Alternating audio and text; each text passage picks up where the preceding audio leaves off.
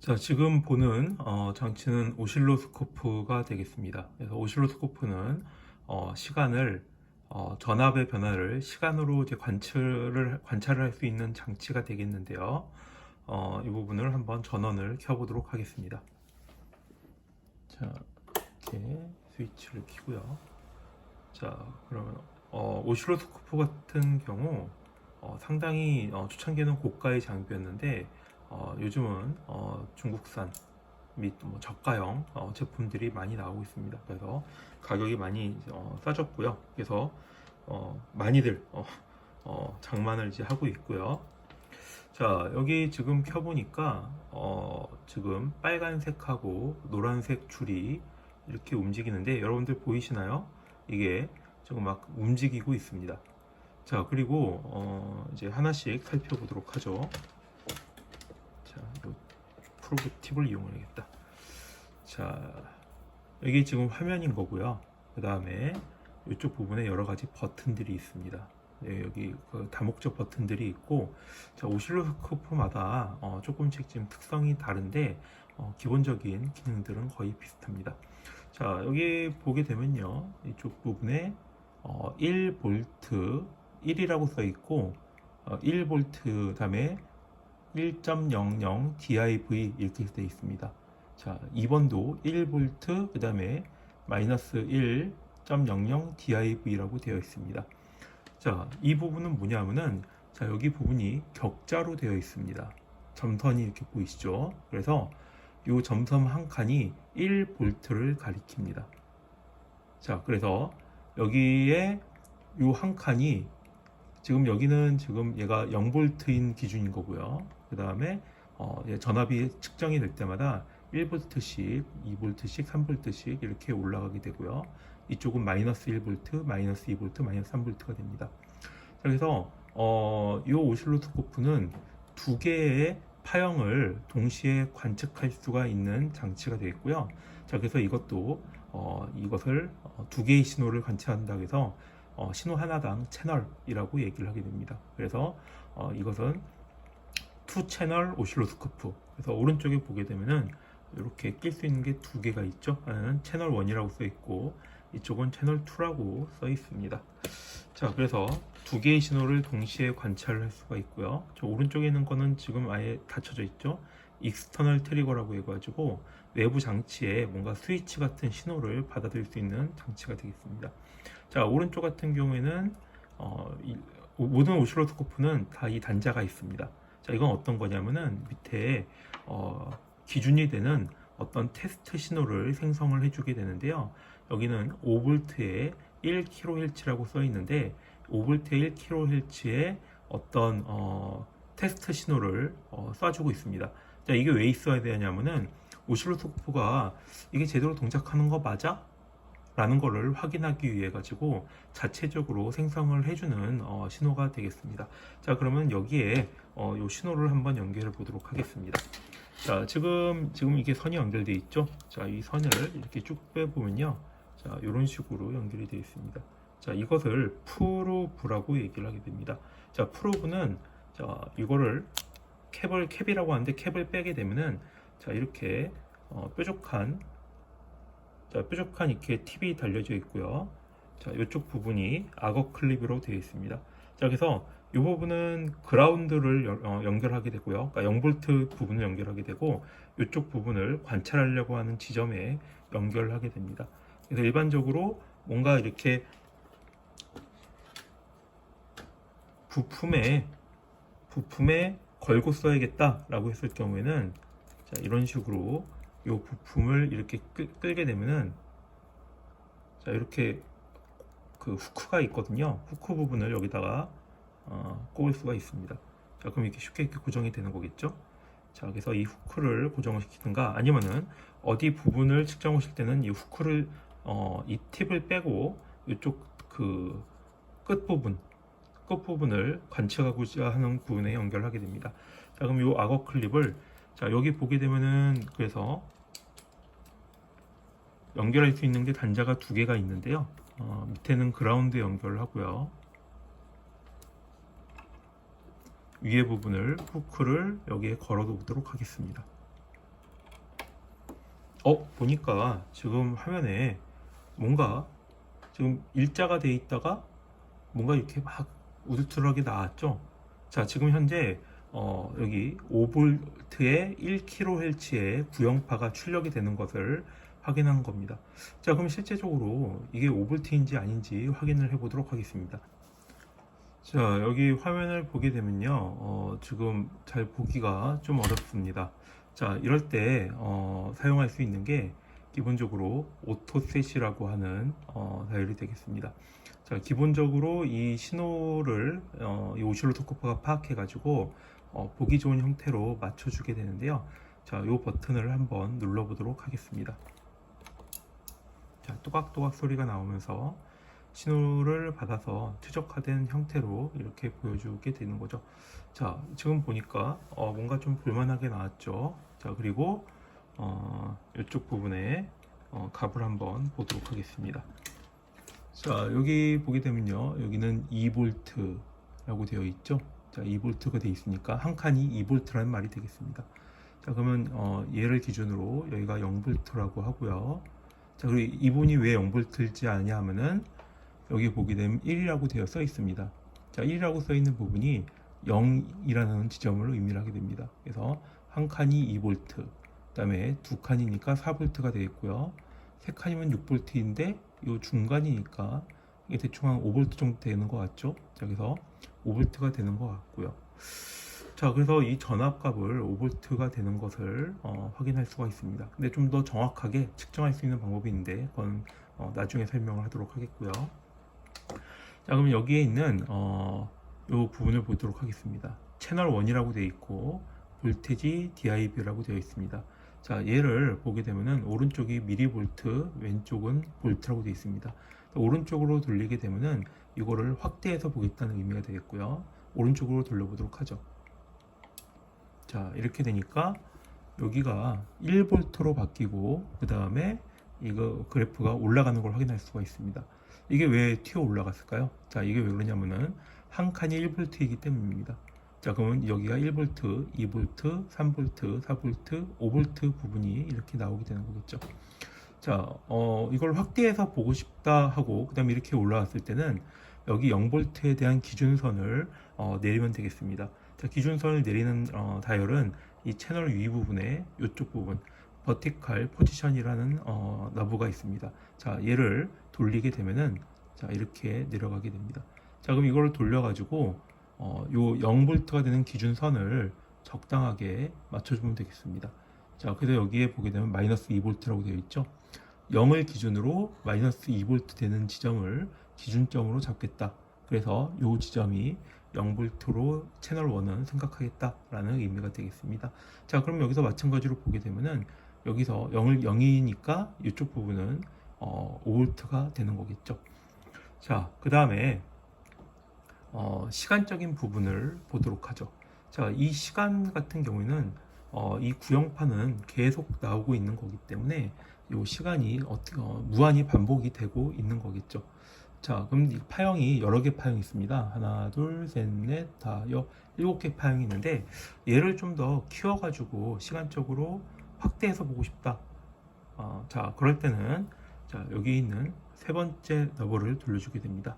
자, 왼쪽에 있는 두 개는 각각의 채널에 대한 전압에 관련된 조정을 할 수가 있는 너브가 되겠고요. 오른쪽은 시간에 대한 너브가 되겠습니다. 그래서 이것을 왼쪽은 버티컬이라고 써 있고 그 다음에 오른쪽은 호리존털이라고 써 있습니다. 호리존털은 그래서 오른쪽으로 돌리면은 나노세컨드, 왼쪽으로 돌리면 세컨드로 되어 있습니다. 자, 그러면은 나노세컨드, 세컨드로 한번 돌려보도록 하죠. 왼쪽으로 돌리게 되면요. 자, 이게 압축이 됩니다. 자, 그러면 어떻게 압축이 되느냐? 자, 여기 보게 되면은 1 어디죠? 여기 1ms라고 되어 있습니다. 그래서 이 한 칸이 1ms를 나타내는 거겠고요. 그 다음에 이걸 확대를 해보도록 하죠. 오른쪽으로 들으면 얘가 확대를 하게 됩니다. 자, 이 정도로 볼까요?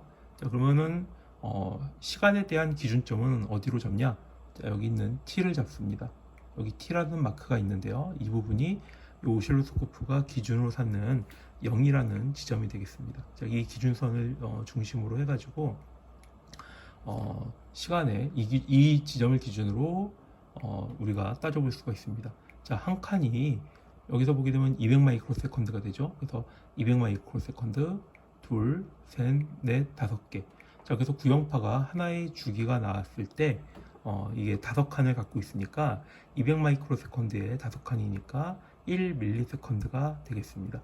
자, 그러면 이게 1 밀리세컨드니까 이것을 주파수로 나타내게 됐을 경우에 1 밀리세컨드를 역수를 취하게 되면은 1kHz가 나오게 되죠. 그래서 이 오실로스코프에 보이는 것처럼 여기에 1kHz라고 써 있죠. 그래서 5V에 1kHz가 맞게 나오고 있구나 라는 거를 우리가 쉽게 알 수가 있게 됩니다.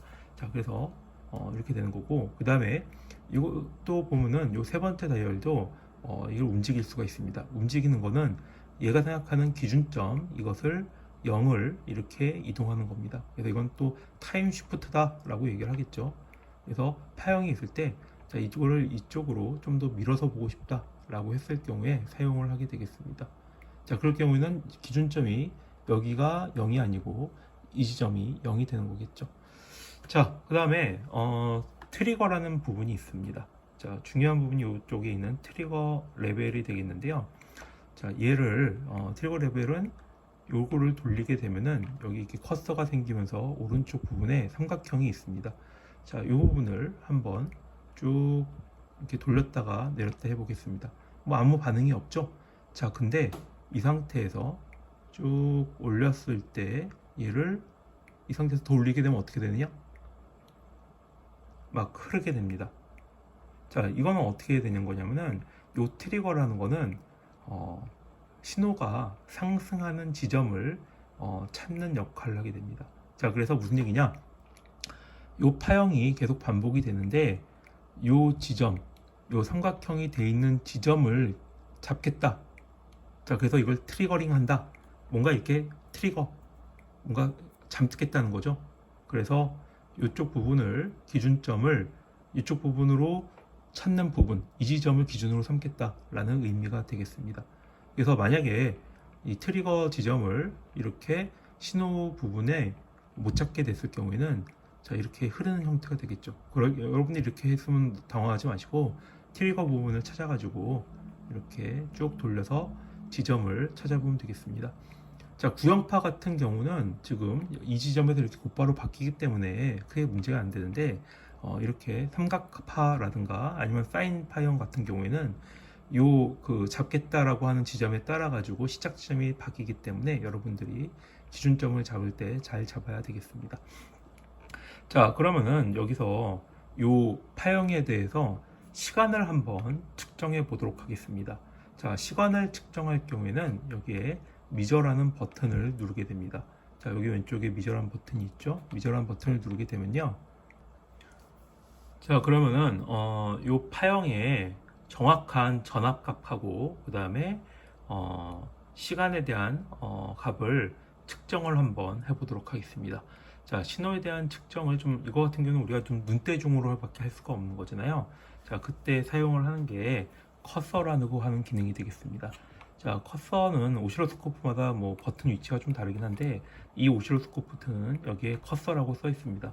그럼 커서 버튼을 눌러보도록 하겠습니다.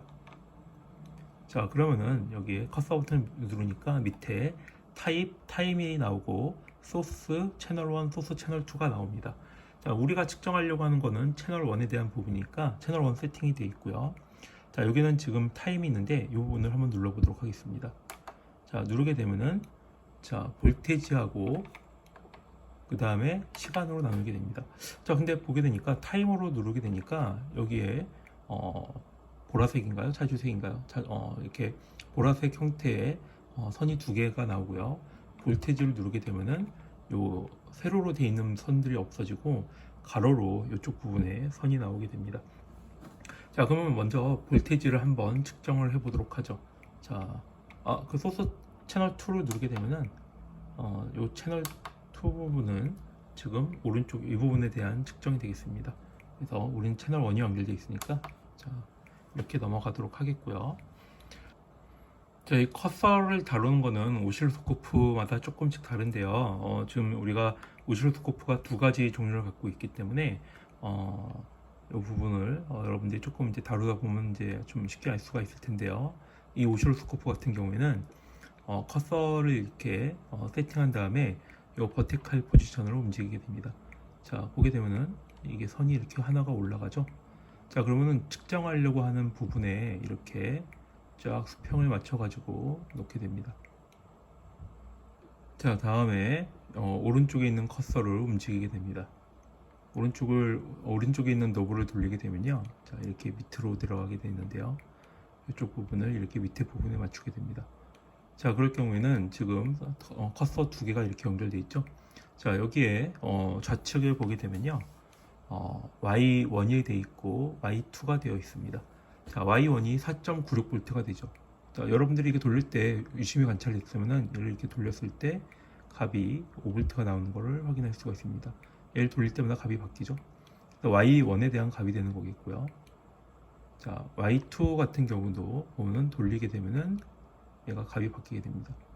자, 그럼 이제 뭐 얼추 이렇게 딱 5V로 맞추게 되면은 여기에 델타 Y가 이렇게 나오죠. 그래서 델타 Y, Y1에서 Y2를 뺀 값에 대한 델타 Y를 구할 수가 있게 됩니다.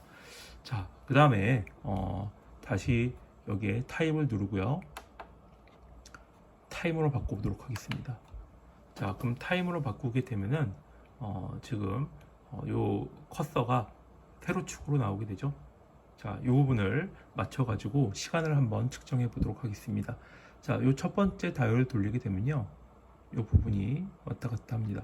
그래서 요 부분이 X1이라고 되어 있는데요, X1이니까 첫 번째 요 부분에 맞춰 보도록 하겠습니다. 잘 이렇게 맞춰 보도록 하겠고요. 자, 다음에 맞췄으면은 요 두 번째 노브를 돌려보도록 하겠습니다. 두 번째 노브를 돌리면은 자, 이렇게 움직이게 되죠. 자, 그러면은 우리가 측정하려고 하는 지점에다가 이렇게 위치를 하게 됩니다. 자, 위치를 하게 되면은 잘 맞추게 되면은 자, 이렇게 측정할 수가 있습니다. 자, X1은 마이너스 1ms. 그래서 여기 트리거라고 되어 있는 지점이 있죠.